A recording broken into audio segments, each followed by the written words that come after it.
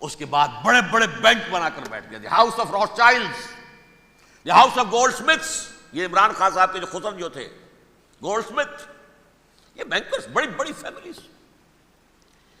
ان لوگوں نے کیا کیا؟ اب ریشہ دوانیاں، یورپ میں مختلف ملکوں کے درمیان جنگیں کروائیں سازشوں کے ذریعے سے، وہی کلما اوقدوا نارا للحرب، جنگ کے لیے آگ بھڑکا دینا تو ان کا پرانا مشغلہ تھا، جنگیں کرواتے تھے۔ پھر فرانس کے بادشاہ کو بھی قرض چاہیے اسلحہ کے لیے، انگلستان کے بادشاہ کو بھی قرض چاہیے، ہاؤس آف روتھ چائلڈز کا ایک نمائندہ وہاں بیٹھا ہے، ایک یہاں بیٹھا ہے، اور منہ مانگے شرح پر سود کے اوپر قرض دے رہے ہیں۔ ان کو سب کو جو ہے ان کے سارے مالی وسائل کھینچ لیے، دولت پر قبضہ کر کے بیٹھ گئے، اور اس کا نتیجہ یہ نکلا چند 100 سالوں کے اندر کہ فرنگ کی رگے جاں پنجے یہود میں، اس سودی نظام کے ذریعے سے دولت پر ان کا قبضہ۔ علامہ اقبال 1905 سے 1908 تک رہے تھے نا وہ، لیکن یہ کہ ان کی نگاہ تھی ایسی، گاہ میری نگاہ تیز چیر گئی دل وجود، گاہ الجھ کے رہ گئی میرے توہمات میں، اور انہوں نے دیکھا ہے کہ فرنگ کی رگے جاں پنجہ یہود میں ہے۔ ابھی ہٹلر کا تو وجود بھی نہیں تھا، بعد میں ہٹلر کو محسوس ہو گیا نا واقعتاً ہمارا اصل دشمن یہی ہے جو یہاں پر بیٹھا ہوا، جو ہمارا خون چوس رہا ہے۔ آخر یوں ہی تو نہیں، دماغ اس کا ایسے تو خراب نہیں ہو گیا تھا۔ یہ قتل عام، یہ ہولوکاسٹ کس لیے؟ اس نے پہچان لیا تھا، اس لیے کہ وہ ویسٹ نہیں تھا، وائٹ اینگلو سیکسن پروٹیسٹنٹس، اصل جادو جو چلا وہ ان پر چلا، اور برطانیہ ان کا سب سے بڑا جو ہے وہ پشت پناہ، مددگار، حامی۔ اس کے ساتھ ساتھ انہوں نے کوشش کی، یہ ترک خلفاء بیچارے، مرد بیمار تو بن ہی چکا تھا یورپ کے اندر، زوال سے دوچار ہو چکی تھی ترکی خلافت، انہوں نے بھی محل بنائے تھے، آج تجھ کو بتاتا ہوں تقدیر امم کیا ہے، شمشیر و ثنا اول، طاؤس و رباب آخر، بڑے بڑے قرضے لے کر محل بنے تھے یہ، جو آج جا کر آپ استنبول میں دیکھ لیجئے، قرضوں کے اندر بندھے ہوئے۔ لیکن یہ کہ کم سے کم یہ ضرور کیا کہ بڑی سے بڑی رشوت انہیں یہودیوں نے پیش کی کہ کسی طرح ہمیں فلسطین میں آباد ہونے کی اجازت دے دو، لیکن this goes to their credit, انہوں نے کہا نہیں، یہ معاہدہ جو عمر نے کیا تھا رضی اللہ تعالی عنہ، اس کو میں نہیں بدل سکتا، تم جاؤ، جا کے زیارت کرو، آ جاؤ، تم وہاں آباد نہیں ہو سکتے، کیونکہ ترکی کے زیر نگی تھا نا علاقہ، سلطنت عثمانیہ میں شامل تھا، پورا ویسٹ ایشیا، پورا ایسٹ یورپ، پورا شمالی افریقہ، 3 بر اعظموں پر پھیلی ہوئی تھی سلطنت عثمانیہ اور خلافت عثمانیہ، 400 برس تک خلافت ان کے ہاں رہی ہے۔ انہوں نے نہیں مانا، نتیجہ کیا نکلا؟ انہوں نے اس خلافت کے نظام کو ختم کرنے کے لیے سازش شروع کی۔ اس سازش کا نتیجہ تھا، اس کو دیکھ کر بھانپ کر ہندوستان میں تحریک خلافت چلی ہے، بولی اماں محمد علی کی جان بیٹا خلافت پر دے دو، ساتھ ہوں تیرے شوکت علی بھی جان بیٹا خلافت پر دے دو، تحریک چلی، ابھی ختم نہیں ہوئی تھی خلافت، لیکن نظر آ گیا تھا۔ بڑا پیارا واقعہ ایک صاحب نے سنایا ہے کہ جب شیخ الہند جو ہیں اسیر تھے مالٹا میں، یہ 1915 سے 1920 تک رہے، تو وہاں جو تھا مالٹا کا جو کیمپ تھا جس میں کہ یہ اسیر تھے، اس کا کمانڈانٹ جو تھا انگریز، انہوں نے دیکھ لیا تھا یہ بہت فرشتہ خصلت انسان ہے، نورانی شکل ہے، تو وہ اچھا میل ملاپ تھا۔ ایک روز کہا حضرت شیخ الہند نے کہ آپ لوگ ہماری خلافت کے پیچھے کیوں پڑے ہوئے ہیں، وہ تو ایک مردہ شے ہے، اس میں کوئی جان تو ہے نہیں، کوئی طاقت نہیں ہے، پھر بھی آپ ہماری ایک نشانی ہے، اسے کیوں آپ جو ہے برباد کرنے پر تلے ہوئے؟ اس نے کہا اتنے بھولے نہ بنیے حضرت، ہمیں معلوم ہے اس نیم مردہ خلافت میں بھی طاقت اتنی ہے کہ اگر جہاد کا فتویٰ اس نے دے دیا تو انڈونیشیا سے موریتانیہ تک مسلمان کفن سر سے باندھ کے نکل آئے گا، یہ ہمیں معلوم ہے، لہذا ہم نے ختم کرنا ہی کرنا۔ اور ختم کس سے کرایا؟ ایک فری میسن مصطفیٰ کمال پاشا، چاک کر دی ترک ناداں نے خلافت کی قبا، سادگی اپنوں کی دیکھ اوروں کی عیاری بھی دیکھ۔ عیاری کس کی تھی؟ یہود کی، اور ان کے اعلی کار برطانیہ۔ ابھی خلافت ختم بھی نہیں ہوئی تھی، برطانیہ کے ذریعے سے 1917 میں بالفور ڈکلیریشن کے ذریعے سے حق حاصل کر لیا کہ ہاں جا کر یہ آباد بھی ہو سکتے ہیں. چونکہ دوسری جنگ عظیم میں سلطنت عثمانیہ ختم ہو گئی تھی، خلافت نام کی تھی، سلطنت تو ختم ہو گئی، ترکی رہ گیا تھا صرف. اور جنرل ایلنبی کی فوجیں داخل ہو چکی تھی یروشلم میں، یروشلم پر قبضہ برطانیہ کا ہو چکا تھا، اور قبضہ دلوانے والے برطانیہ کو ہمارے ہندوستان کے مسلمان فوجی بھی تھے. عربوں نے بغاوت کی ترکوں کے خلاف، اور انگریزوں کی فوج میں ہمارے ہندوستان کے مسلمان سپاہی بھی تھے. بہرحال اب چونکہ ان کے پاس آ گیا، برطانیہ نے اعلان کر دیا، بالفور ان کا وزیر خارجہ، Jews have a right to settle in Palestine، وہ جائیں آباد ہو سکتے ہیں. یہ 1917 کا اعلان ہے.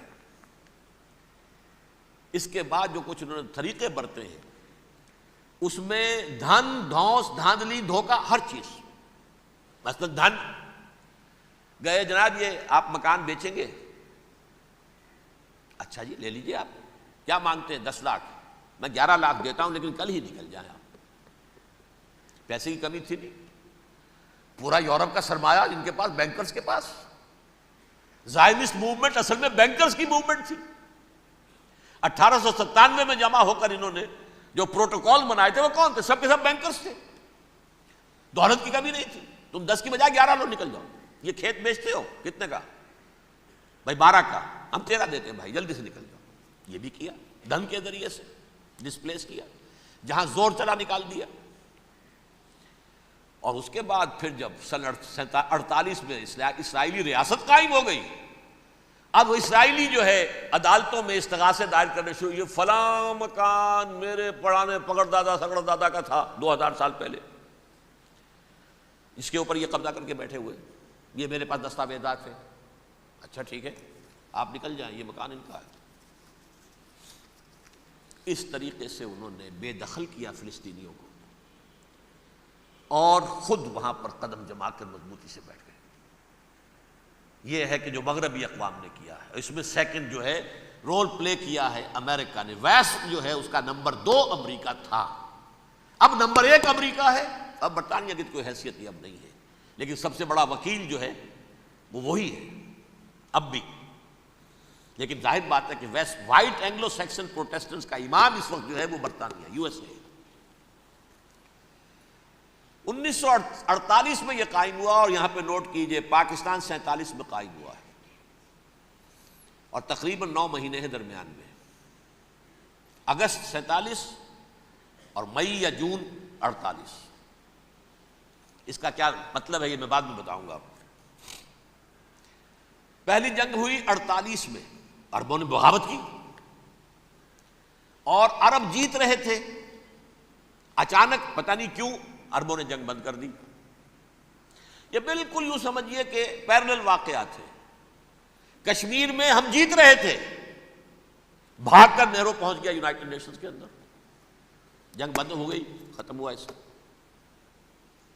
کچھ اپنوں کی غلطی بھی تھی، کچھ قبائلیوں نے وہاں جا کر سری نگر ایئرپورٹ تک پہنچ گئے تھے، بجائے اس پر قبضہ مکمل کرنے کے لوٹ مار میں لگ گئے. اپنوں کی غلطی بھی تھی، لیکن اس کے باوجود پڑنا بھاری تھا. اور اگر سری نگر ایئرپورٹ پر قبضہ ہو گیا ہوتا تو سوال ہی پیدا نہیں ہوتا کہ بھارت جو ہے اپنی فوجیں اتار سکتا، زمینی راستہ تھا ہی نہیں. وہی وہاں ہوا ہے. بڑے ہی عجیب طریقے پر عرب جیت رہے تھے، اسرائیل جو ہے شکست کھا رہے تھے، عربوں نے صلح کر دی. کچھ مہینوں کے بعد عربوں نے دوبارہ جنگ کی. اتنے عرصے میں یہ اسرائیلی، یہ سب جو ہیں جتنے دہشت گرد ہیں اسرائیلی، یہ اس دور کے لوگ ہیں. وہ چاہے مینیجم بیگن تھا یا کوئی اور، یہ سب کے سب اس دور کے ٹیررسٹ. اب انہوں نے ڈٹ کر جو مقابلہ کیا، عربوں کو شکست دی بڑی سخت. سن 48 میں عربوں کو شکست ہو گئی. سن 67 میں روس کے سکھانے پڑھانے پر جمال عبد الناصر نے حملہ کیا، بلاکیڈ کر دیا ایلات کا، بندرگاہ کا. 6 دن کی جنگ کے اندر اسرائیلیوں نے روس سے پورا صحرا سینا لے لیا، اسرائیل شام سے گولان ہائٹس لے لیے، اردن سے یہ پورا مغربی کنارہ جو یہ اردن کا حصہ تھا. اور مشرقی یروشلم اردن کے پاس تھا، اس پر بھی قبضہ کر لیا۔ 1967 کی جنگ کا نتیجہ کیا نکلا؟ یروشلم پورا کا پورا یہودیوں کے قبضے میں چلا گیا، جو 1948 میں آدھا کر دیا گیا تھا۔ ویسٹرن یروشلم یہ یہودیوں کے پاس، ایسٹرن یروشلم مسلمانوں کے پاس، اور مشرقی یروشلم ہی میں مسجد اقصیٰ ہے اور قبۃ الصخرہ ہے، وہ مسلمانوں کی تحویل میں تھے۔ اردن کا قبضہ مسلمانوں کی تحویل، لیکن اب 67 میں پورا یروشلم ان کے قبضے میں آ گیا۔ پھر بہرحال مصر نے ایک کوشش کی بدلہ لینے کی 73 کی جنگ میں، اور اس میں کوئی شک نہیں بڑی شجاعت کا مظاہرہ کیا۔ رمضان وار آف 1973 بارلیو لائن کراس کر لی، جسے وہ سمجھتے تھے کہ کوئی طاقت دنیا کی ہمارے اس دفاعی جو ہے لائن اس کو کراس کر نہیں سکتی۔ لیکن پھر جب امریکہ اپنی پوری طاقت لے کر میدان میں آ گیا ہے تو ظاہر بات ہے کہ مصر کی حیثیت امریکہ کے مقابلے میں تو کچھ نہیں تھی۔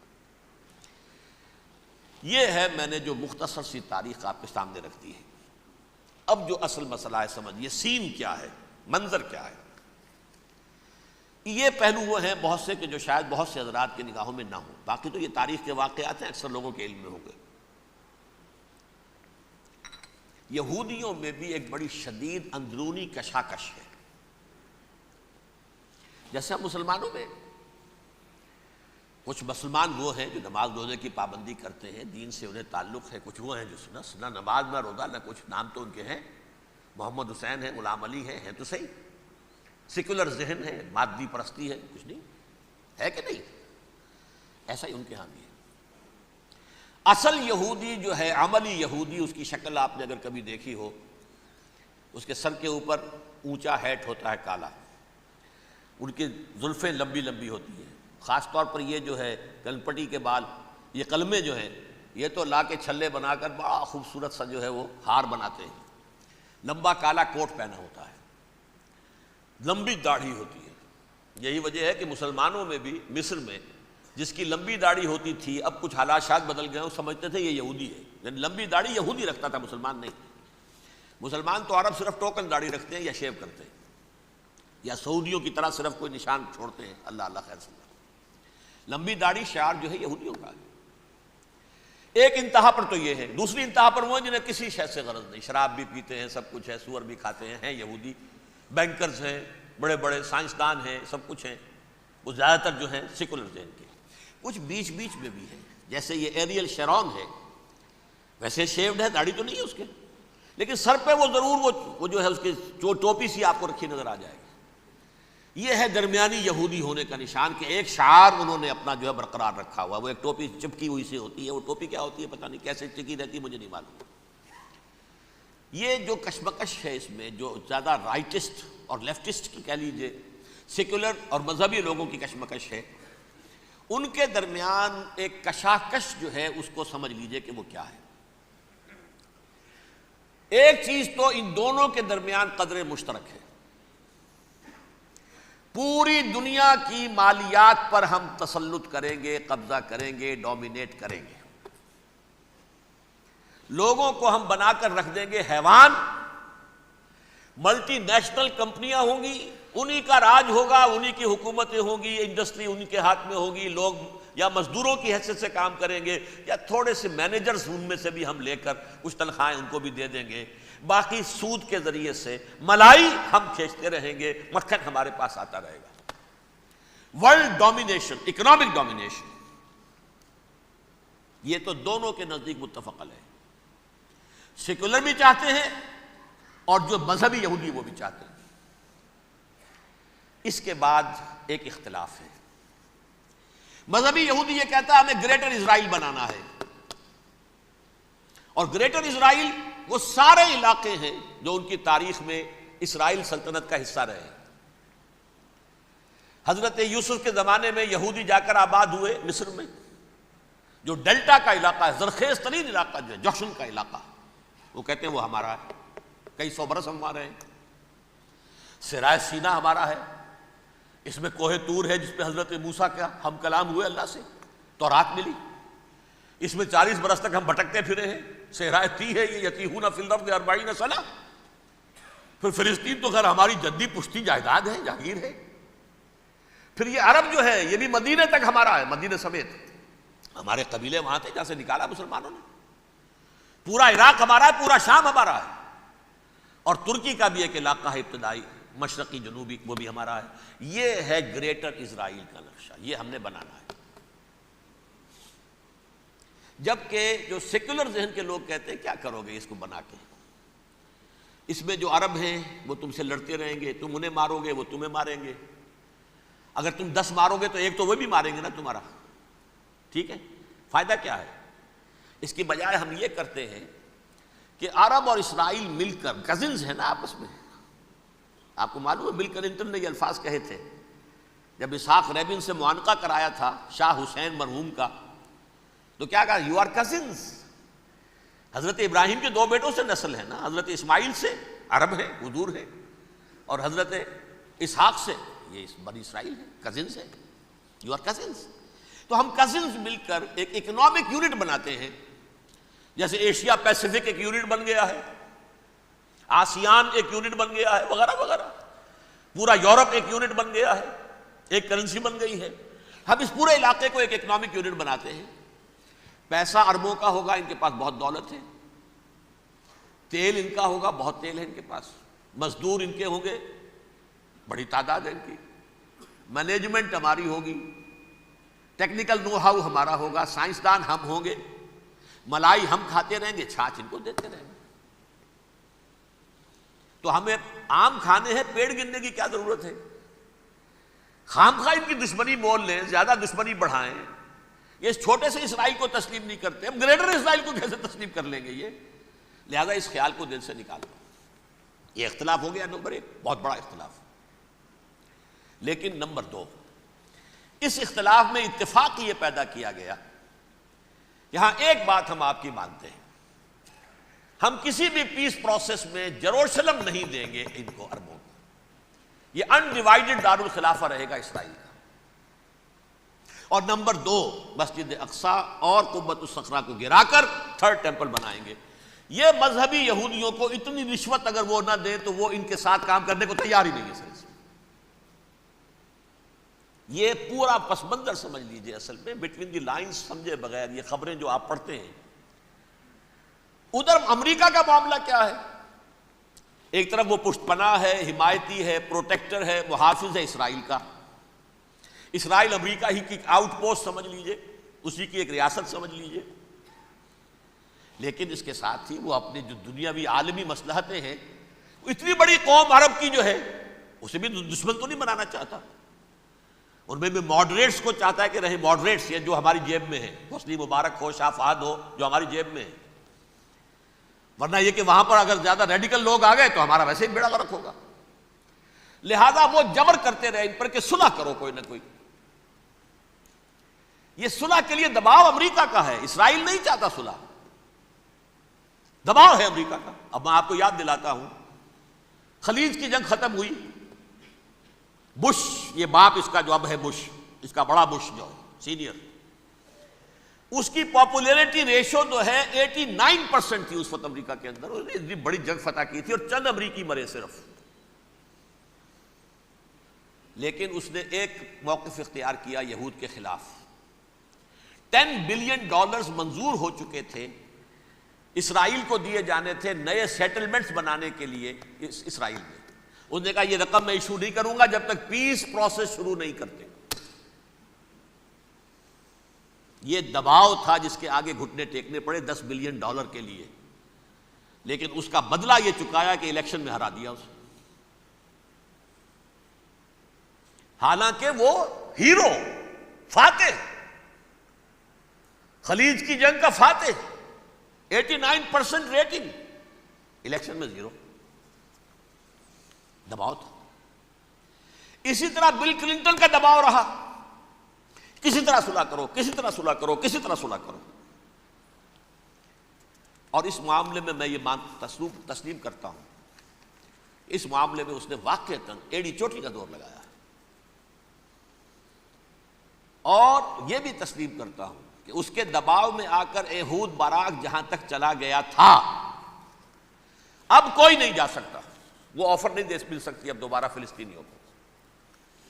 یہ بھی میں بھول گیا آپ کو بتانا، یہ جب پروسیس شروع ہوا ہے جس کا نام تھا لینڈ فار پیس، اصول کیا دیا تھا امریکہ نے کہ دیکھو اسرائیلیوں، یہودیوں، تم نے سن 67 میں جو زمینیں ان سے چھینی تھیں، جو علاقے، یہ ان کو واپس کر دو اور ان سے صلح کر لو، یہ سب تمہیں ریکگنائز کر لیں گے، جنگ ختم ہو جائے گی۔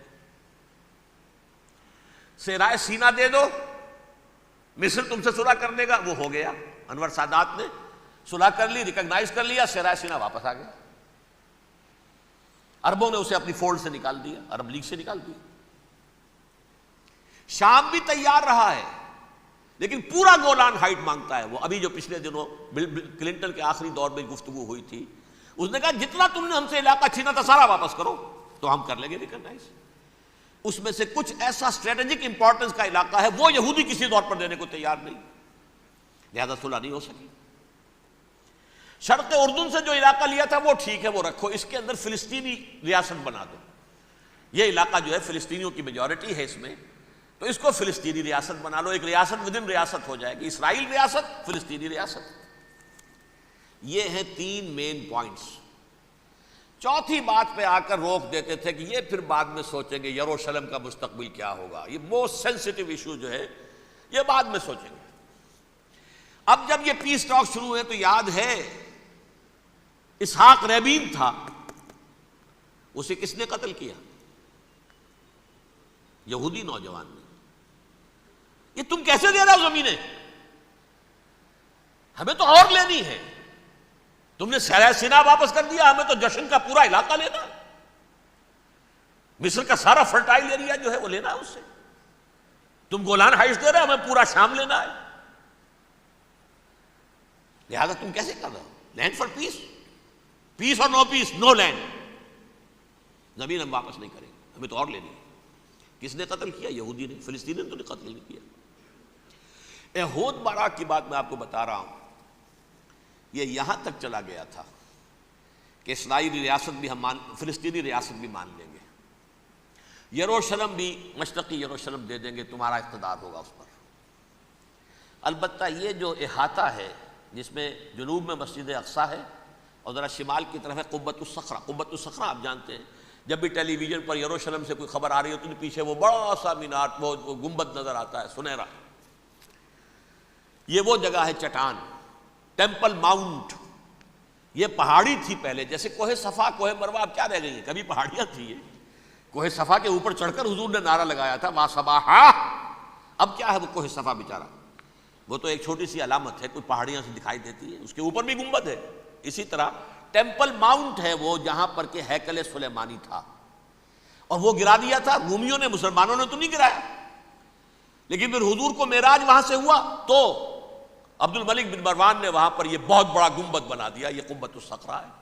وہ مسجد اقصیٰ نہیں ہے، مسجد اقصیٰ اس کے علاوہ ہے، وہ جنوبی علاقے میں ایک ریکٹینگولر احاطہ ہے بہت بڑا، جس کے جنوبی علاقے کے اندر مسجد اقصیٰ ہے، اور یہ اس کے شمالی حصے۔ احود باراک نے یہاں تک آفر کر دی تھی کہ مسجد اقصیٰ تو اپنے پاس رکھ لو، لیکن یہ ٹیمپل جو ہے، یہ ٹیمپل ماؤنٹ، یہ قبۃ الصخرہ نہیں، اس لیے کہ یہ ہماری کمٹمنٹ ہے مذہبی یہودیوں کے ساتھ کہ ہم یہاں پر جو ہے ٹیمپل بنائیں گے، 3rd ٹیمپل، ہیکل سلیمانی کی 3ری مرتبہ تعمیر یہاں ہوگی۔ لیکن ظاہر بات ہے فلسطینی کیسے مان لیں، مسلمان کیسے مان لیں؟ یہ ہے وہ چیز کہ جس کی وجہ سے وہ سارا معاملہ ناکام ہوا۔ ویسے مجھے یقین ہے کہ اگر فلسطینی مان بھی لیتے تب بھی یہودی جو ہیں جس طریقے سے اسحاق ریبین کو اس نے قتل کر دیا تھا، تو یہ اس کو بھی، احود باراک کو بھی قتل کر دیتے، اور وہ کسی صورت تسلیم نہ کرتے کہ یہ یروشلم جو ہے یہ انڈیوائیڈڈ سٹی نہ رہے، بلکہ ڈویژن ہو جائے اس کی، اور صرف مغربی حصہ ہمارے پاس رہ جائے اور مشرقی جو ہے عربوں کے پاس، کبھی تسلیم نہیں کرتے، مر جائیں گے۔ اب دیکھیے اس وقت شکل کیا ہے۔ میرا اندازہ یہ ہے کہ اب جو مذہبی یہودی ہیں ان کے صبر کا پیمانہ لبریز ہو گیا ہے، اور اب ایک مڈ وے آدمی اس وقت وہاں پر آ گیا ہے، ٹوپی والا، اگرچہ وہ پریکٹسنگ یہودی اس طرح کا نہیں ہے، داڑھی والا نہیں ہے، زلفوں والا نہیں ہے وہی کوٹ پینٹ والا، لیکن یہ کہ اوپر رکھتا ہے وہ ٹوپی، ایریل شرون، اور انتہائی سفاک، جس نے کہ فلسطینیوں کے 2 کیمپ ایسے اڑائے تھے جیسے کہ چیونٹیوں کا ہو لشکر اور ان کو پاؤں تلے رون دیا جائے، اس طریقے سے ختم کیا تھا۔ بہت بڑا قاتل، مرڈرر وہ وزیر اعظم ہے، اور اب جو ہے ان کے صبر کا پیمانہ لبریز ہو گیا ہے۔ اب ان کا فیصلہ یہ ہے کہ انہیں 3 بڑے بڑے قدم اٹھانے ہیں۔ نمبر 1، فلسطینیوں کا خاتمہ، ایتھنک کلینزنگ۔ اگر یہ فلسطینی رہتے ہیں یہاں پر تو اگر 10 ہم ان کے ماریں گے تو 2-3 یہ ہمارے مار دیں گے۔ تو اسرائیلی کی جان تو بہت قیمتی ہے، یہ تو خیر 1000 بھی مر جائیں تو کوئی بات نہیں، یہ تو کیڑے مکوڑے ہیں، جنٹائلز ہیں، گوئمز ہیں، یہودی، وہ مر جائیں۔ لہذا ان کا ٹنٹا مکاؤ، اب ان کو ختم کرو۔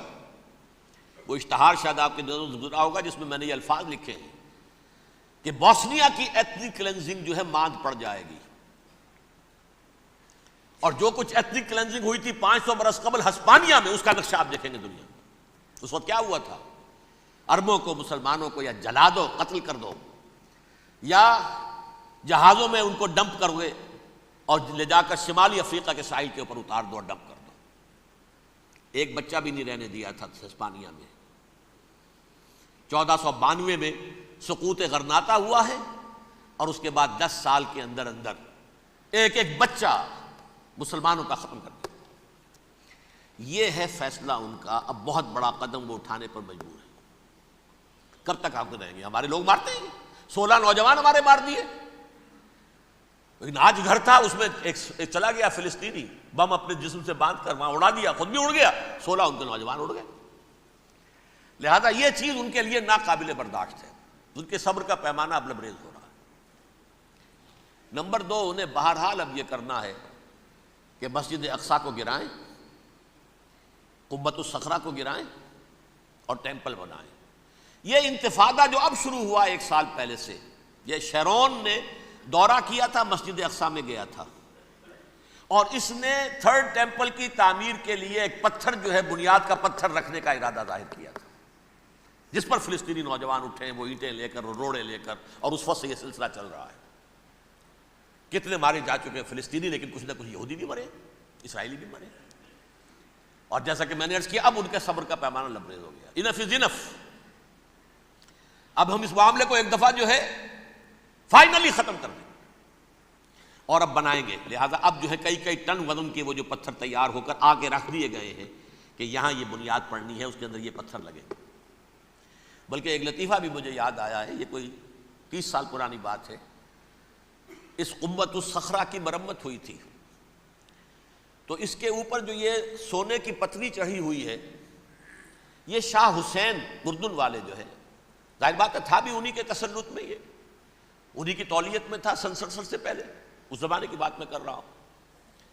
تو انہوں نے پتہ نہیں 30 من تھا یا 30 ٹن تھا سونا جو ڈونیٹ کیا تھا اس کے اوپر یہ پتری چڑھانے کے لیے، جو بہت بڑا گنبد نظر آتا ہے پورے کے پورے ماحول کے اوپر چھایا ہوا۔ اس وقت یہودی اخباروں نے لکھا تھا بہت اچھا ہے، یہ سونا ہمارے کام آئے گا جب ہم اپنا ہیکل تعمیر کریں گے۔ کہاں جائے گا سونا؟ سونا یہی رہے گا نا، جب ہم گرائیں گے ہمیں وہ سونا مل جائے گا۔ اب وہ اس پر آ گئے، مزید دیر نہیں کر سکتے۔ تو آپ نوٹ کیجئے، number 1، ethnic cleansing of Palestinians in Israel. Number 2, demolition of the Aqsa mosques and the Qubbat al-Sakhra. Number 3, امریکہ کو الٹیمیٹم، تم اب اپنے ٹانگ درمیان میں مت لڑاؤ، اور اس کے لیے دھمکی، اگر تم نے ہمارے معاملے میں رکاوٹ ڈالی تمہاری اینٹ سے اینٹ بجا دیں گے۔ نیتن یاہو نے یہ کہا تھا میں واشنگٹن میں آگ لگا دوں گا۔ یہ انہوں نے امریکہ میں عظیم ترین دہشت گردی کر کے امریکہ کی ایڈمنسٹریشن کو، انتظامیہ کو یہ دھمکی دے دی ہے کہ باز آ جاؤ۔ چنانچہ میں یہ بات کہہ کے پرسوں جمعے میں اپنی مسجد دارالسلام سے نکلا، شام کو، اسی شام کو میں نے ایریل شیرون کی تقریر سن لی T V per. It is not acceptable. Don't appease the Arabs at our expense. We are not going to become Czechoslovakia. We have to depend on ourselves only and rely on ourselves only. کیا مطلب ہے اس کا؟ کس کو سنا رہا ہے؟ امریکہ بہادر، ہم تمہارے محتاج نہیں ہیں، ہم تمہارے ٹکڑے اڑا دیں گے، ٹکڑے کر دیں گے تمہارے، تم بیچ میں آؤ تو صحیح ہم، اور دیکھ لو ایک نشانی ہم تمہیں دکھا دیتے ہیں۔ مجھے 100% یقین ہے یہ پورا ہسٹوریکل پروسیس، اور جس جگہ یہ پہنچ گیا ہے، جس کریٹیکل پوائنٹ تک یہ پہنچ چکا ہے، یہ جو بھی حملہ ہوا ہے ورلڈ ٹریڈ سینٹر پر اور پینٹاگون پر، یہ اسرائیل کا کام ہے۔ اسرائیل سے کم تر کسی ادارے کے لیے ممکن ہی نہیں، اس لیے کہ اسرائیل کے ایجنٹ امریکہ کے پورے نظام کے اندر جو ہے گھسے ہوئے ہیں، موجود ہیں، ہر جگہ موجود ہیں۔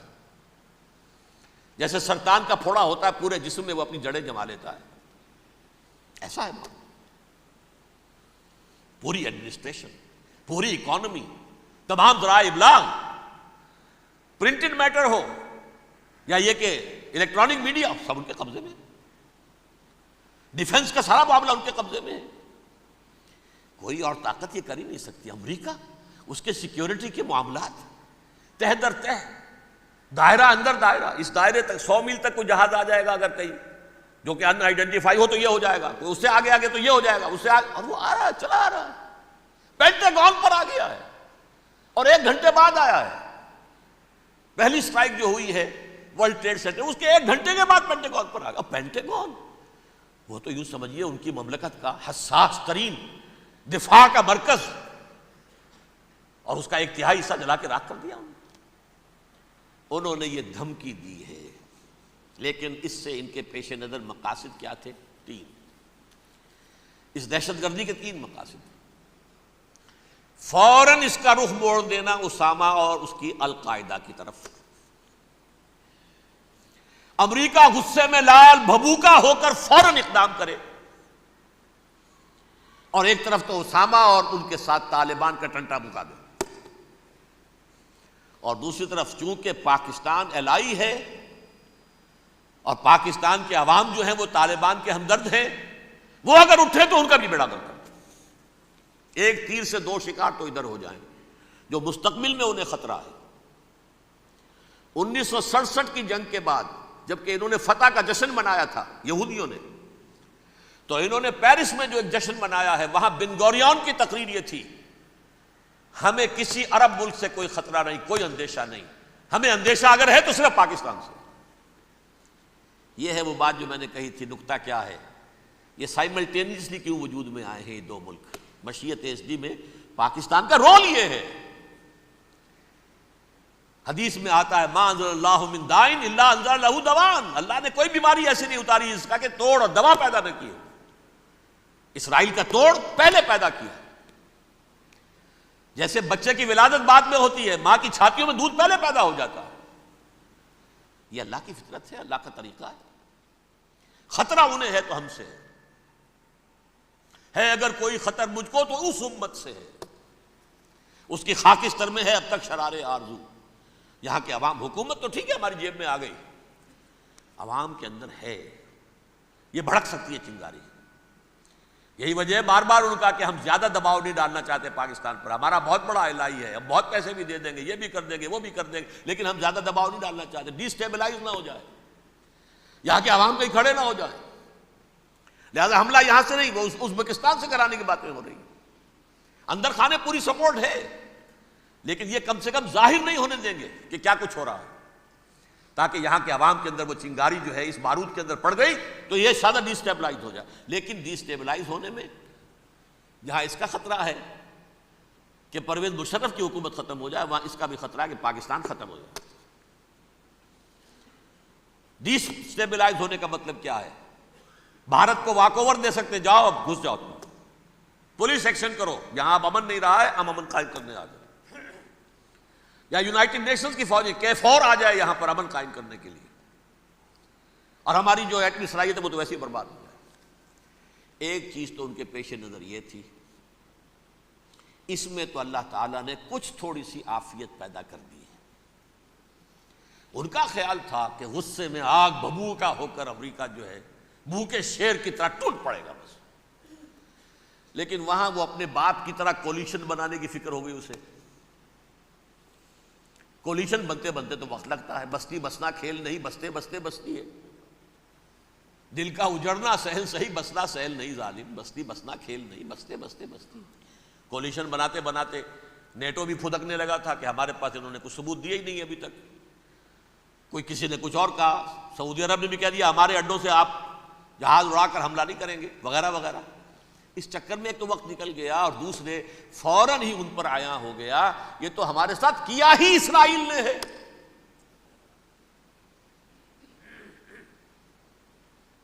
لیکن یہ بات لیک نہیں کرنا چاہتے۔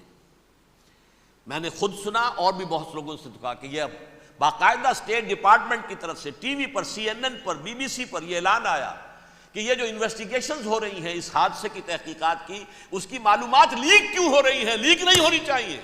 کیوں؟ اسامہ کے خلاف اگر کوئی ثبوت ہے لیک ہو جائے 1000 مرتبہ، کس کو کوئی نقصان ہے؟ یہ کون سا تھا، کون سا لیکیج ہے جسے روکنا مقصود ہے؟ وہ تو ہمارا متمنا ہے، ہمارا بیٹا ہے، وہ کر رہا ہے، اس گھر کو آگ لگ گئی گھر کے چراغ سے۔ But they have given a message to the United States of America, ہمارے راستے میں اب مت آنا، ہم پر دباؤ نہ ڈالنا، don't appease the Arabs at our expense. یہ الفاظ ہیں شیرون کے، ان کی خوشامد، ان کو خوش کرنا، ان کو پسند کرنا، ان کو راضی کرنا ہماری کوشش پر۔ جیسے سلوواکیہ کے اوپر قبضہ جو ہے جرمنی کا ہٹلر کا تسلیم کر کے تم نے اس کو بڑھاوا دے دیا تھا اس وقت، ایسے ہی تم چاہتے ہو ہمیں بھی سلوواکیہ بنا دینا، ہم نہیں بنیں گے۔ یہ ہے اصل میں صورتحال۔ جیسا کہ میں نے عرض کیا، افغانستان پر اب یہ جیسے کھسیانی بلی ہوتی ہے کھمبا نوشتی، کریں گے تو صحیح حملہ، یہ جگہ اتنی تیاری پوری دنیا کے اندر کر کے کچھ نہ کچھ تو کریں گے، کچھ نہ کچھ تو کارکردگی دکھائیں گے۔ اصل میں وہ زور شور اب ان میں نہیں ہے افغانستان کے بارے میں، بلکہ تاریخ میں ایک مرتبہ پھر وہی بات ہو گئی ہے، کلما اوقدوا نارا للحرب اطفاها اللہ، اللہ تعالیٰ نے کم سے کم اس کی تندی کو کم کر دیا، اس آگ کی بھڑک اور تندی جو ہے وہ انشاءاللہ کم ہو جائے۔ البتہ افغانستان میں کیا ہوگا یہ میں نہیں کہہ سکتا۔ ان ادری قریب ام بعید ما توعدون، جیسے کہ قرآن مجید میں حضور سے کہلوایا گیا، میں یہ نہیں جانتا جس چیز کا وعدہ تم سے کیا جا رہا ہے وہ قریب ہے یا دور ہے، میں نہیں جانتا۔ وَإِنْ أَدْرِي لَعَلَّهُ فِتْنَةٌ لَكُمْ وَمَتَاعٌ إِلَىٰ حِينٍ، میں نہیں جانتا، ہو سکتا ہے ابھی اللہ تعالیٰ تمہیں کوئی مہلت دے اور کچھ وقت کے لیے تمہاری رسی دراز کر دے اور ابھی عذاب کو ٹال دے۔ جب حضور سے یہ کہلوایا جا رہا ہے ان ادری، یہاں تک بھی کہلوا دیا گیا مَا أَدْرِي مَا يُفْعَلُ بِي وَمَا بِكُمْ، مجھے نہیں معلوم میرے ساتھ کیا کیا جائے گا، تمہارے ساتھ کیا کیا جائے گا۔ تو بہرحال کون دعوے سے کہہ سکتا ہے کہ یہ ہوگا؟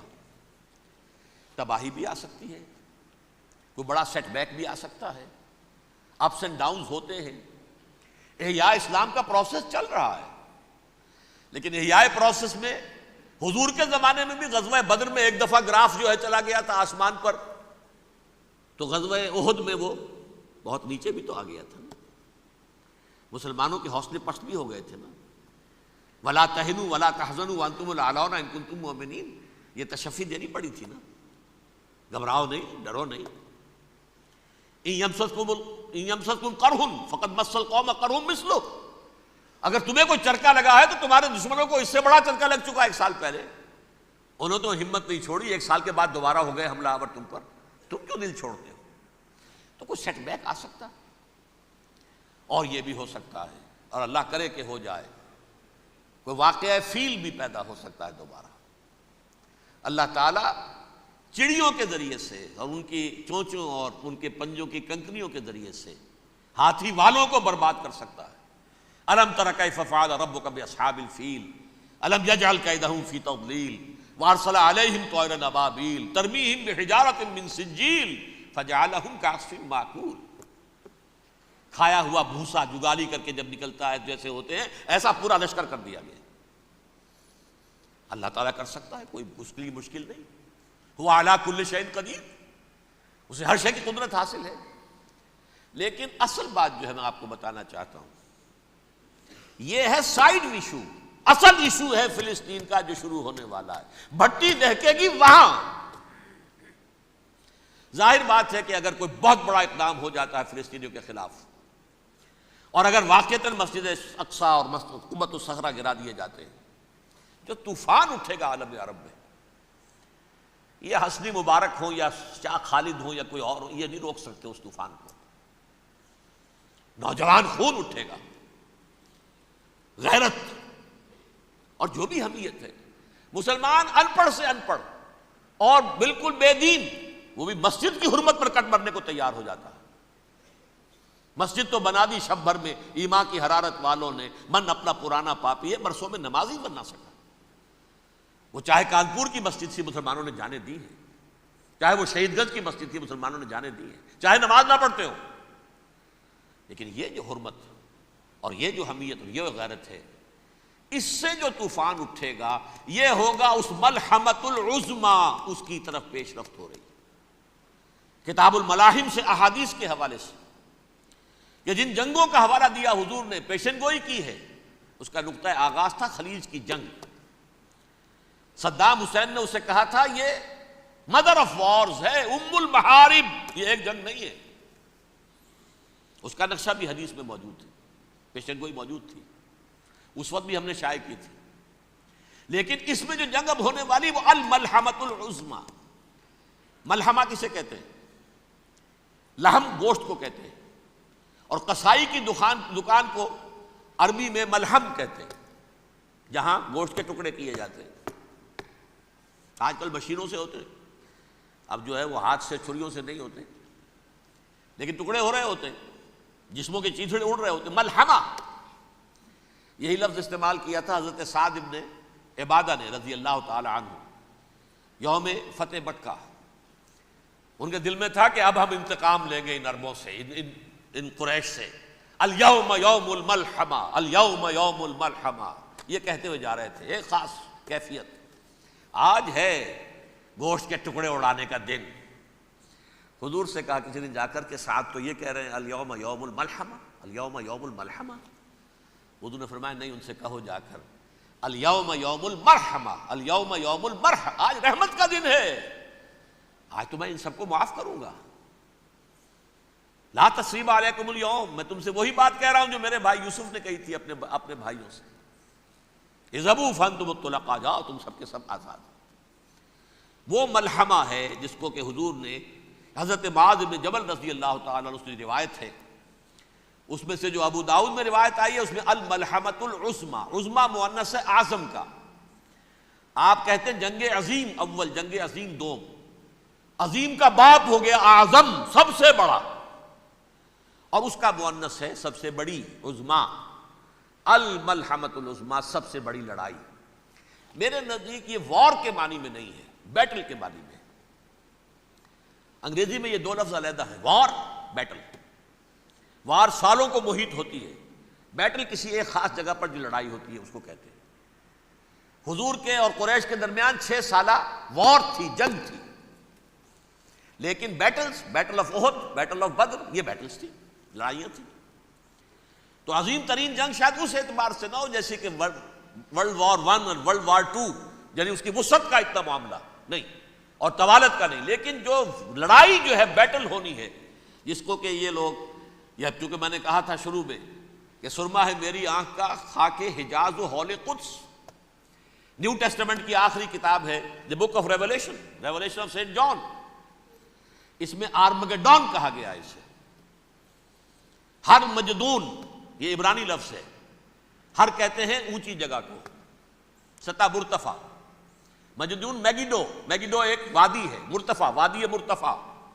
یہ ہے واقع لبنان، اسرائیل اور شام کے درمیان جو ٹکڑا، جو ٹرائنگل بنتی ہے، یہ ہے، یہاں پر بڑی جنگ لڑی جائے گی. اور یہ جنگ جنگ صلیب ہوگی، جو کہا ہے بش نے، یہ جنگ صلیب. سیکنڈ ملینیم شروع ہوئی تھی تو پہلی صلیبی جنگ ہوئی تھی، تھرڈ ملینیم شروع ہوا ہے، یہ سیکنڈ صلیبی جنگ ہے، یہ کروسیڈ ہے. اور میں اس مرتبہ امریکہ گیا تھا تو پہلی مرتبہ مجھے وہاں ایک رسالہ ملا ٹرمپٹ نام کا. یہ امریکہ کے جو بہت ایکسٹریمسٹ قسم کے پروٹیسٹنٹس ہیں، یہ ان کا رسالہ ہے. اور ان کے بارے میں اب کہا جا رہا ہے وہ کرسچین زائنسٹ ہیں. آپ شاید پہلی مرتبہ یہ لفظ سن رہے ہوں. زائنسٹ تو ہم سمجھتے ہیں یہودیوں کو، کرسچین زائنسٹ وہ ہیں جو ہیں تو عیسائی پروٹیسٹنٹس ہیں، لیکن اسرائیل کے وہ حمایتی یہودیوں سے بڑھ کر ہیں. یہ میری کسی پہلی تقریر میں شاید بہت سے حضرات کو یاد آ جائے، میں نے کہا تھا 4 سال پہلے ہمارا تنظیم اسلامی کا ایک کنونشن ہوا تھا ہوسٹن میں، امریکہ کا جنوبی علاقے کا شہر ہے۔ ایک سیشن اس میں ہم نے رکھا تھا انٹرفیتھ، ایک عیسائی کو بلایا تھا، ایک یہودی بہت بڑا وہاں کا عالم ہے اس کو بلایا تھا۔ اس یہودی عالم نے ڈاکٹر وشوگراڈ، جو وہاں کی یونیورسٹی میں پروفیسر ایمیریٹس ہے، اس نے کہا تھا کہ یہ اسرائیل کی تو سپورٹ کر رہے ہیں عیسائی، ہم تو نہیں کر رہے۔ جو پریکٹسنگ یہودی ہیں وہ زیادہ اسرائیل کے حق میں نہیں تھے، یہ تو سن 67 کے بعد انہوں نے اسرائیل کو تسلیم کیا ہے۔ وہ تو منتظر تھے کہ ہمارا مسیحا آئے گا تو اس کی قیادت میں جنگ کریں گے، جیسے شیعہ منتظر تھے کہ مہدی موعود آئیں گے تو پھر ہم کچھ کریں گے۔ وہ امام خمینی نے کہا بھائی جب وہ آئیں گے آ جائیں گے، لیکن ہم کچھ راستہ تو صاف کریں ان کے لیے۔ زائنسٹ نے آگے بڑھ کر ریاست قائم کر لی، اور جب یروشلم پر بھی پورا قبضہ کر لیا تب جو ہے در حقیقت مذہبی یہودی جو ہے پھر انہوں نے اپنایا ہے، اون کیا ہے، اور نئے سیٹلمنٹس جو بھی بنے ہیں وہاں پر اسرائیل میں، اس میں اکثر و بیشتر مذہبی یہودی آیا، اور بروکلن کے علاقے سے سب سے بڑھ کر آئے ہیں، جو امریکہ میں نیو یارک کا ایک جنوبی علاقہ ہے، بہت بڑا یہودیوں کا بہت بڑا گڑھ ہے۔ نیو یارک کو جیو یارک بھی کہا جاتا ہے، وہ تو اصل میں مرکز جو ہے وہ تو یہودیوں کا ہے۔ اس حوالے سے وہاں پر جو کرسچن زائنسٹ کہلاتے ہیں وہ اسرائیل کے یہودیوں سے بھی بڑھ کر کہیں سپورٹر ہیں۔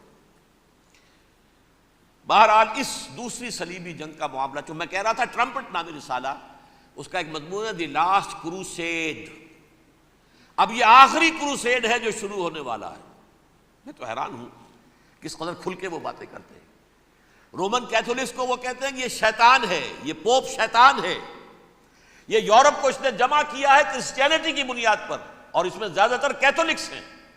آپ کو معلوم ہے برطانیہ بڑی مشکل سے شامل ہوا ان کے ساتھ، اس لیے کہ وہ پروٹیسٹنٹس کا سردار تھا، ابھی پوری طرح نہیں ہے۔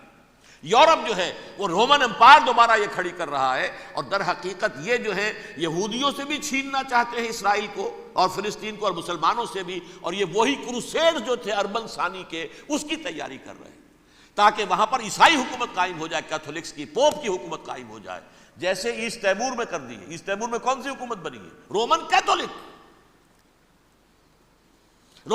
اسرائیل میں بنے، تاکہ یہ سارے مقامات مقدسہ جہاں اسرائیل پیدا ہوئے، حضرت مسیح پیدا ہوا، بیت الحم کہاں ہے؟ وہی ہے کہ نہیں؟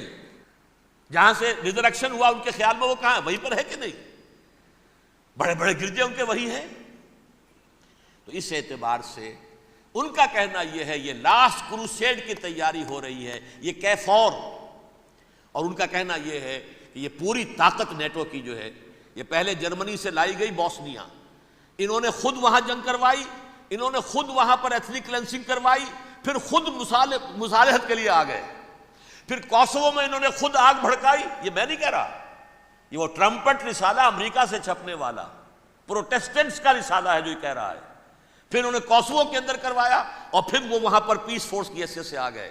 اب وہ میسیڈونیا میں کروا رہے ہیں اور وہاں داخل ہو گئے ہیں۔ اگلا قدم ان کا سائپرس ہوگا، سائپرس میں ترکوں کو اور وہ گریکس کو لڑائیں گے اور وہاں آ جائیں گے، وہاں سے ایک چھلانگ لگائیں گے اور یہ فلسطین میں پہنچیں گے، اور یہ وہاں پر ایک رومن امپائر، اپنی پرانی رومن امپائر کی طرح کی رومن کیتھولک ریاست قائم کرنا چاہتے ہیں۔ تو وہاں امریکہ کے عیسائیوں میں بھی کوئی ایک طبقہ نہیں ہے، کیتھولکس بھی ہے، کیتھولکس زیادہ نہیں ہے ہمدرد، لیکن اب تابع ہو چکے ہیں۔ اسحاق ریبین نے جب یہ پیس ٹاک شروع ہوئی تھی، آپ کو یاد ہوگا شاید، کہ جب وہ آیا تھا واشنگٹن سے واپس فلسطین اسرائیل، تو پہلے روم میں رکا for an audience with the Pope, اور پوپ کو اس نے ایک مرتبان سا پیش کیا تھا، حضرت سلیمان علیہ السلام کے زمانے کا مرتبان، اور کہا تھا دیکھیے 3000 برس تک ہم نے اس کی حفاظت کی ہے، اب یہ میں آپ کے حوالے کر رہا ہوں۔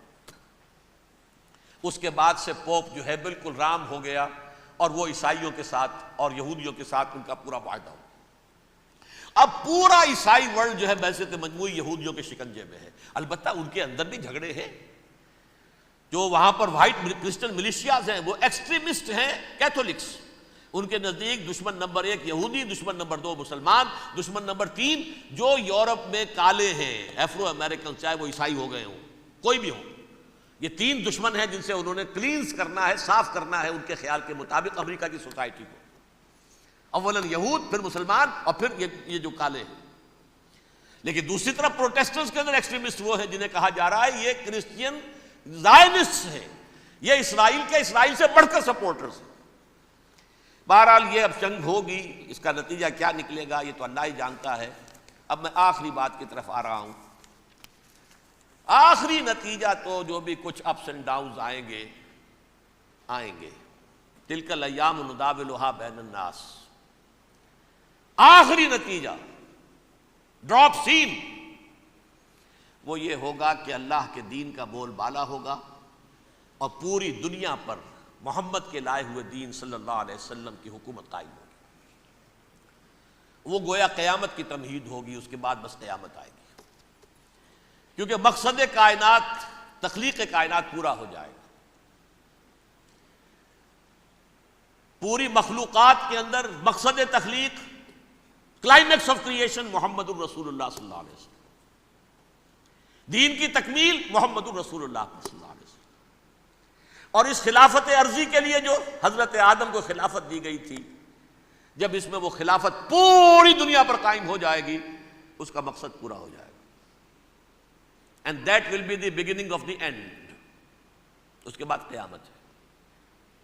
آخری نتیجہ تو یہ نکلنا ہے. اس سے پہلے سزائیں ہمیں بھی مل رہی ہیں.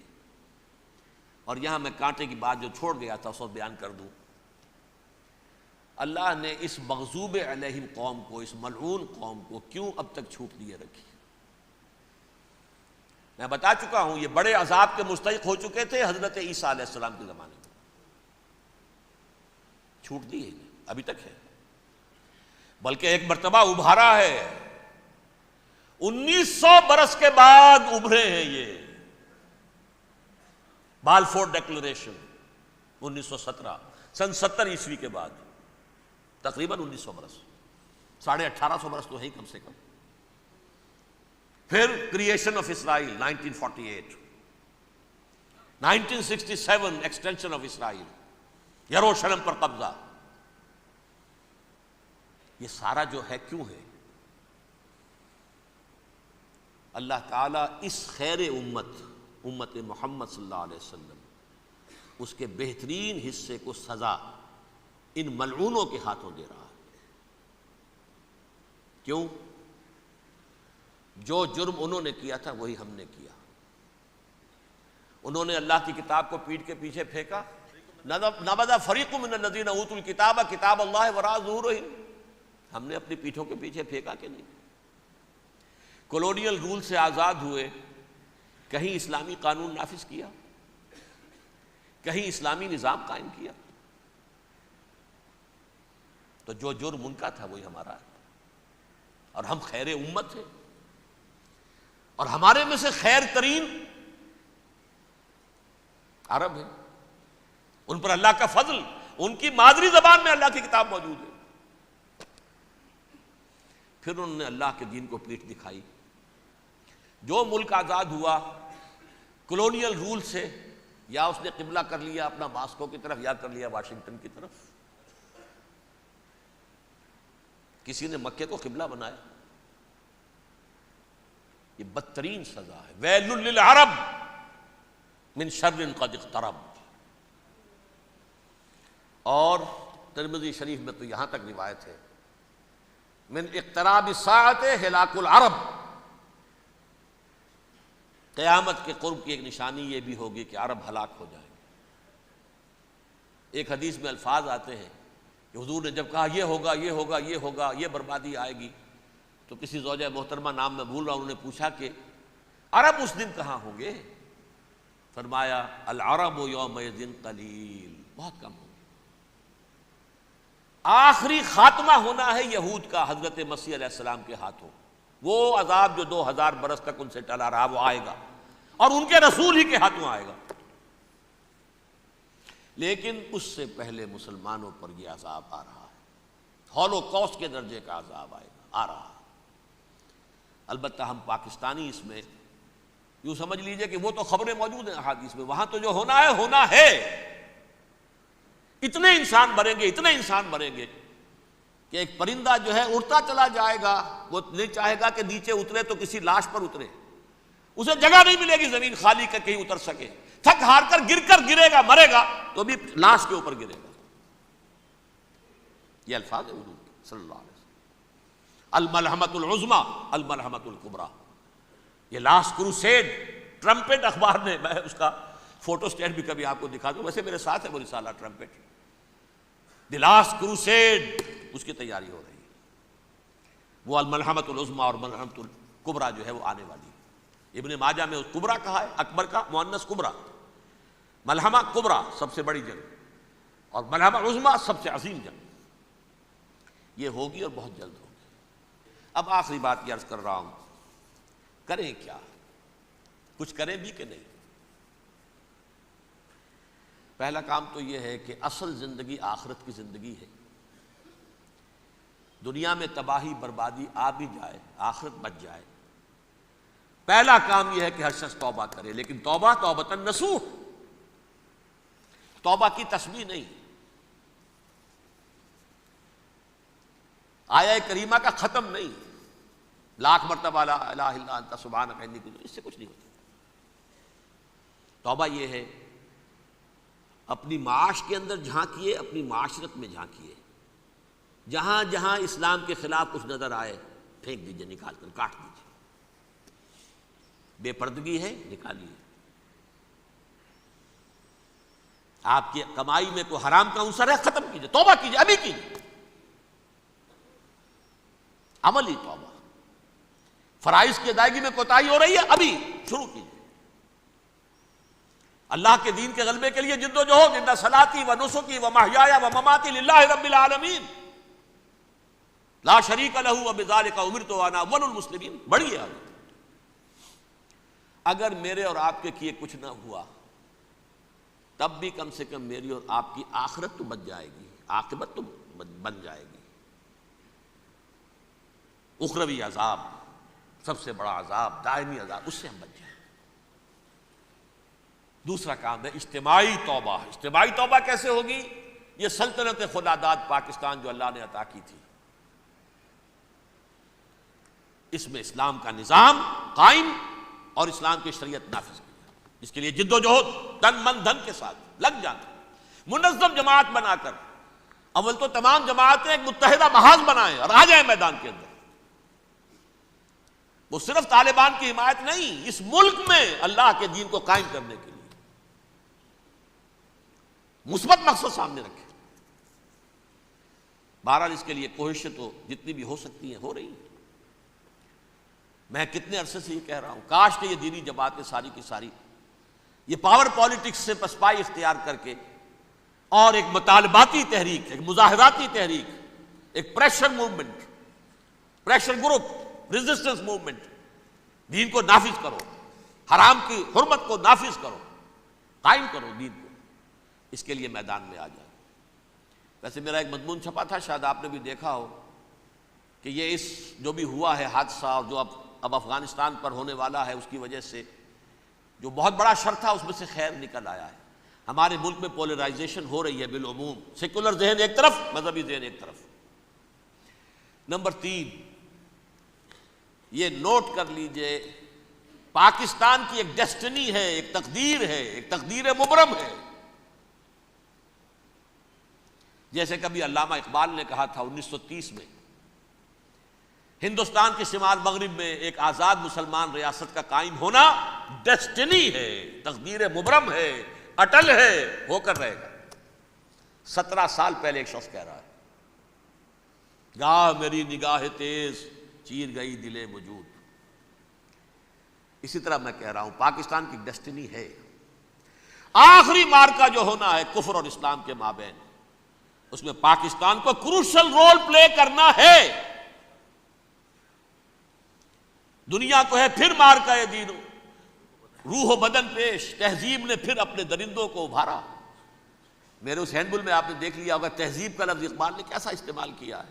آج ساری دہائی تہذیب کی دے رہا ہے، بش بھی بلیر بھی، our civilization has been threatened. civilization کیا تمہاری تہذیب ہے؟ ہومو سیکسولیٹی تمہاری تہذیب ہے؟ تمہاری تہذیب یہ ہے کہ بل کلنٹن نے کہا تھا پچھلے سال نیو ایئرز ڈے پر اپنے پیغام میں، ان قریب امریکن قوم کی اکثریت حرام زادوں پر مشتمل ہوگی. یہ تہذیب ہے تمہاری. Born out of any wedlock, بچے بغیر کسی شادی نکاح کے پیدا ہو رہے ہیں. ون پیرنٹ فیملی رہ گئی ہے. بیڑا غرق تمہارا ہو چکا ہے. ٹیکنالوجی تمہیں سہارا دے کر کھڑی ہوئی ہے. جیسے حضرت سلیمان کی موت واقع ہو گئی تھی، وہ عصا کے بل پر کھڑے تھے. تہذیب مر چکی ہے. یہ تہذیب، تمہاری تہذیب اپنے خنجر سے آپ ہی خودکشی کرے گی اور کر چکی ہے. تہذیب تو مر چکی ہے. فیملی سسٹم برباد ہو چکا ہے. وہ تہذیب ہے. ہاں ٹیکنالوجی تمہیں لے کر کھڑی ہے. اس ٹیکنالوجی کا لفظ اقبال نے استعمال کیا، مشین. دنیا کو ہے پھر مار کا روح و بدن پیش، تہذیب نے پھر اپنے درندوں کو ابھارا. اللہ کو پامر دیے مومن پہ بھروسہ، ابلیس کو یورپ کی مشینوں کا سہارا. تو ٹیکنالوجی ہے. لہذا پاکستان، جیسا کہ میں نے کہا 9 مہینے پہلے اللہ نے پیدا کیا پاکستان کا اور اتارا ہے لیلۃ القدر میں. یہ نازل ہوا ہے. انا انزلناہ فی لیلۃ القدر، فی لیلۃ القدر. تو قرآن نازل ہوا، اس سے پاکستان نازل ہوا. البتہ یہ کہ ہمیں اس میں جو ہمیں ایٹمی صلاحیت حاصل ہے، اس کی ہر قیمت پر اس کا تحفظ کرنا. خدا کے لیے مشرف صاحب، کہیں ایسا نہ ہو جائے کہ نیکسٹ دھمکی جب یہ آئے کہ اگر اپنی ایٹمی صلاحیت ختم نہیں کرتے ہو تو تم ہمارے دشمن ہو. اب کیا کریں گے آپ؟ اس وقت بھی تو یہی بات آئی ہے نا. کوئی درمیانی شکل نہیں، یا ہمارا ساتھ دو یا دشمن ہو. اور آپ کانپ گئے. جی حاضر، ساتھ، پوری طرح ساتھ. غیرت کا جنازہ نکال دیا، حمیت کا جنازہ نکال دیا، عدل اور انصاف کے مسلمہ تقاضے پامال. جرم کا ثبوت کہیں ہے نہیں. آج بھی برطانیہ کہہ رہا ہے کنونسنگ ثبوت نہیں ہے. برطانیہ کہہ رہا ہے نہیں ہے. اس کے بنیاد پر کوئی مقدمہ دائر نہیں کیا جا سکتا.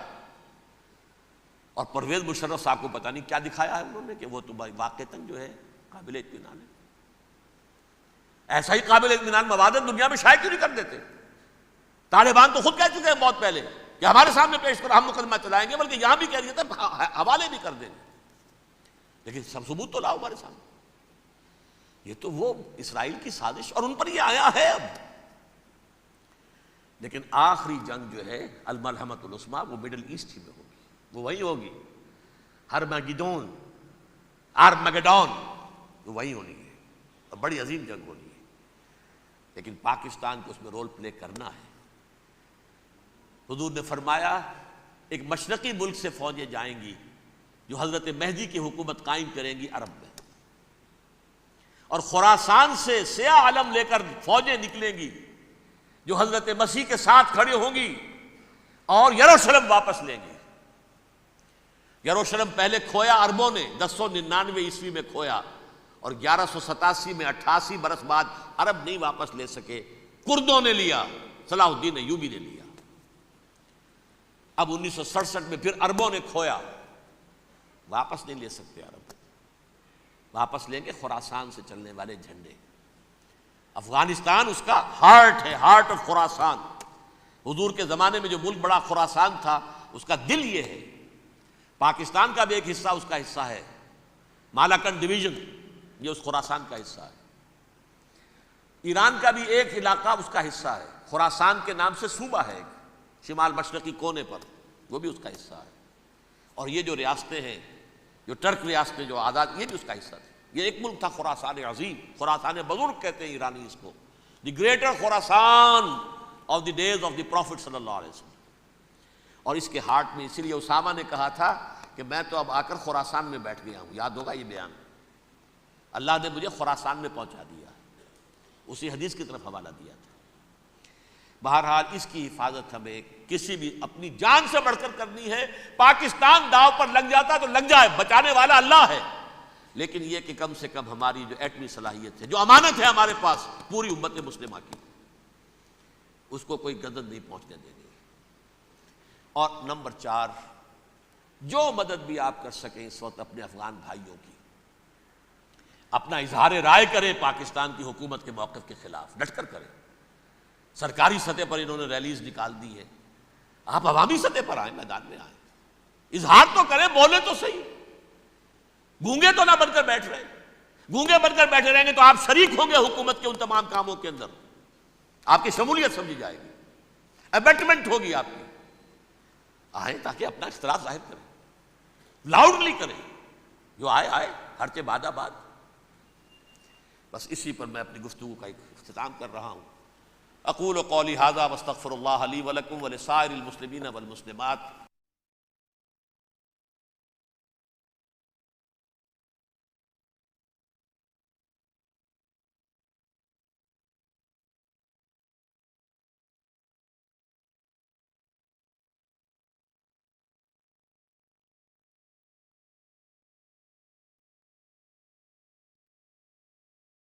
نہ چھڈنا چھڈ یار دا بوہا، ہو جاویں گی روگی جیڑی بکری چڑی تے او بگیاڑا جوگی۔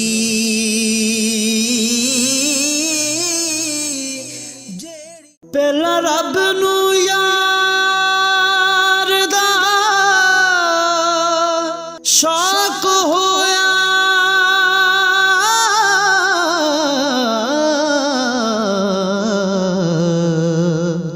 نبی پاک دا کرن جمال مائیں،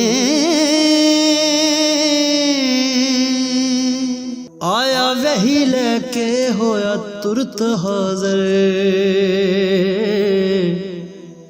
تے لیا یار نے یار نو پھال مائیں۔